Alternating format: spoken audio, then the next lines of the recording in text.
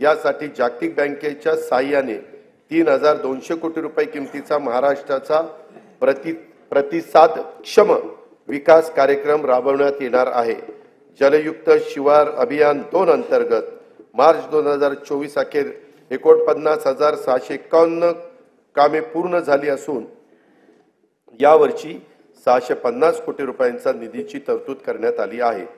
गाळ मुक्त धरण, गाळ युक्त शिवार योजनेअंतर्गत राज्यातील एकूण 338 जलाशयातून गाळ काढण्याचं काम सुरू आहे। लोकसहभागाच्या आतापर्यंत 83,39,818 घनमीटर गाळ काढण्यात आला आहे। शेतकऱ्यांना दिवसा अखंडित वीज पुरवठा करण्यासाठी कृषी वाहिन्यांचे विलगीकरण आणि सौर ऊर्जाकरण करण्याचा 15,000 कोटी रुपयाचा प्रकल्प हाती घेण्यात आला आहे।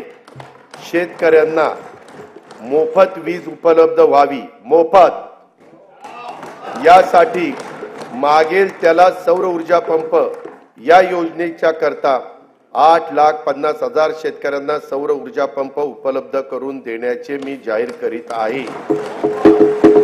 अध्यक्ष महोदय, तूफानों में संभलना जानते हैं, अंधेरों को बदलना जानते हैं, चिरागों का कोई मजहब नहीं है, ये हर महफिल में जलना जानते हैं।